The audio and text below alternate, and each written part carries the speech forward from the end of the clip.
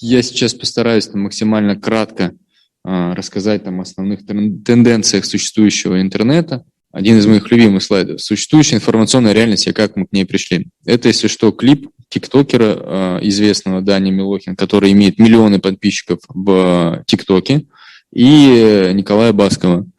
Показательная история, что два поколения не встречаются, и вот на их встрече можно сделать очень прекрасный, крутой продукт. Но главное осознать, что уже появилось следующее поколение, у которого есть ТикТок, и у него еще, оказывается, там есть подписчики.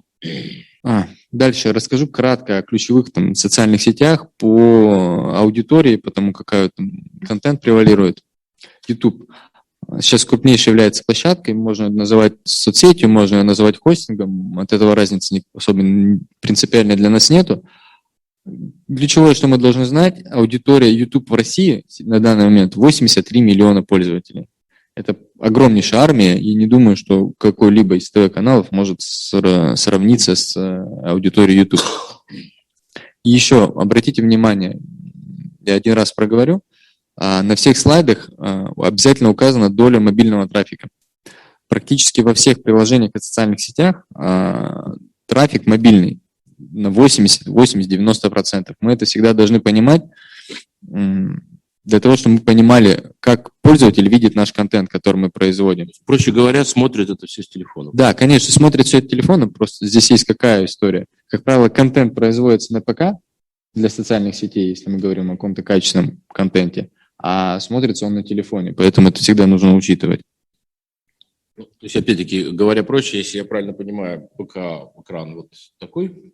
Ну, здесь вот много разниц. Во-первых, и от разрешения кадра, да. И смотрите, если говорить банально, чтобы шрифт у вас читался. То есть, если вам... Да, крупный шрифт. Если у вас хорошо читается с ПК, это вообще не значит, что у вас будет хорошо читаться с телефона. То есть все нужно верстать абсолютно под мобильную историю.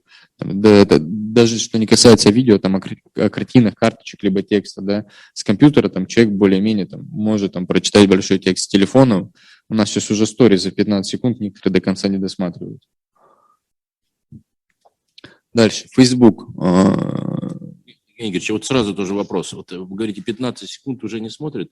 А сколько должно быть сообщений, видео, чтобы люди посмотрели? Чем короче, тем лучше. Если мы говорим о видеоконтенте, допустим, по соцсетям, у нас есть общепринятый такой, наверное, всеми коллегами стандарт, это видео до 1 минуты. До минуты. Да, там есть к этому, к примеру, видео, как правило, готовится кросс-платформенно, допустим, в ВКонтакте, в Одноклассники, в Инстаграм. А в Инстаграме, если у тебя видео больше минуты, то оно вылазит в IGTV. Там уже другие сложности, по-другому это видео отображается в алгоритмичной ленте и так далее. Минута – это Что такой... это значит IGTV? IGTV – это Instagram TV. Если у вас видео больше минуты в Инстаграм вы загружаете, то оно подгружается по-другому. Проще говоря, надо меньше минуты любое видео. Ну, смотрите, нет, это сейчас мы... Хорошо. Во-первых, все, что можно сократить, мы сокращаем. А что касается, не нужно здесь каких-то самим себе поставить невероятную какую-то рамку, минуты и больше нет.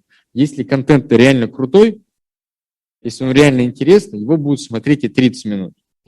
Интервью Дудя идут больше часа. У них миллионы просмотров каждый раз. Он не делает минутное интервью, он делает часовые, иногда больше, 1,5-часовые интервью, но их смотрят, потому что людям это нравится. То есть это контент, который им интересно смотреть.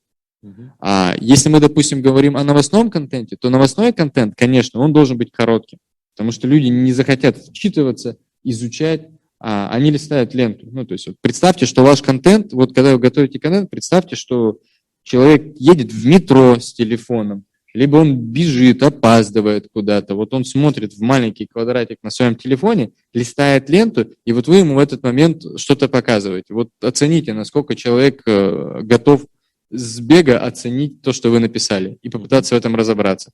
А если он видит, что там сложно, много букв, большое видео, в котором непонятно, что происходит, он, может, просто даже не захочет его дальше смотреть. То есть он просто испугается, что это большое количество информации, и пробежит дальше.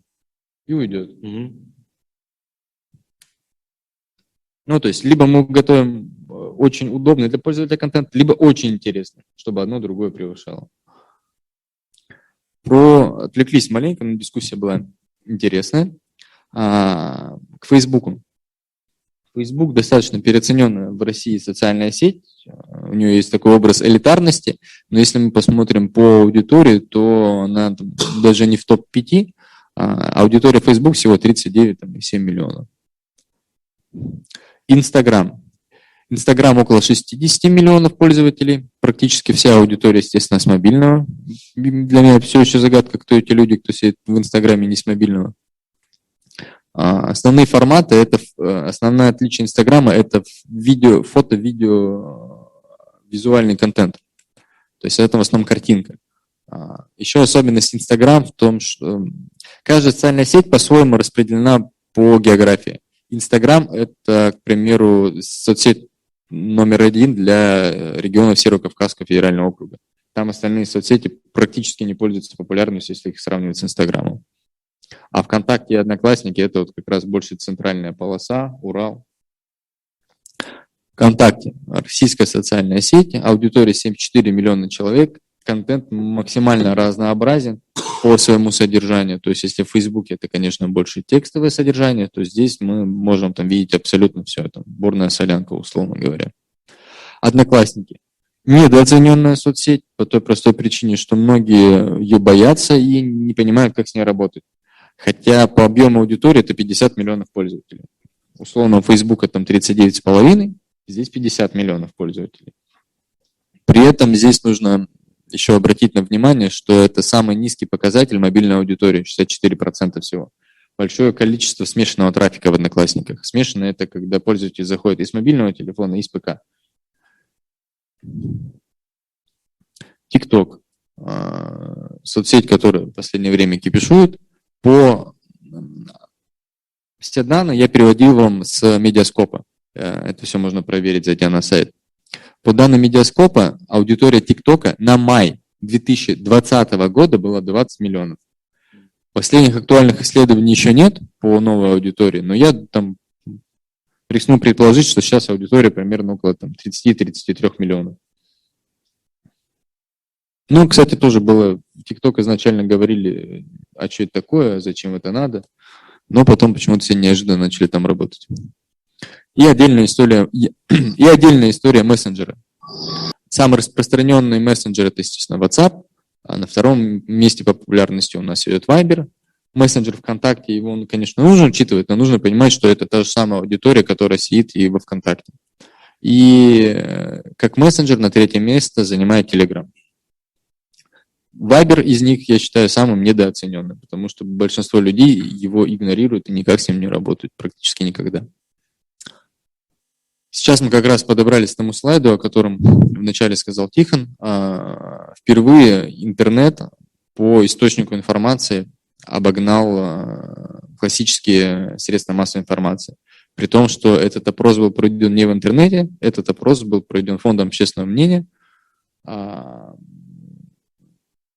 И мы видим уже разрыв на 4 пункта, при том, что самое главное здесь не то, что он обогнал, самое главное здесь видно линии тренда. И что-то подсказывает, что эти линии тренда пойдут в том же направлении, в котором они сейчас идут. Новая реальность. Если 20 век это был в основном ТВ, это в основном были там подготовленные ролики, долгое производство контента, сейчас все абсолютно не так. Людям важна искренность, люди любят, когда им показывают настоящую жизнь, многоканальность. Мы можем производить контент из десятка мест, он производится без нас. Ну, то есть, если там телевидение закрыть, как бы никто производить контент не будет, а пользователи сами генерируют такой поток контента, что никто его смотреть не может полностью. Ну и скорость. Скорость, конечно, сейчас в распространении информации, она гораздо больше. Как скорость производства контента, так и скорость распространения.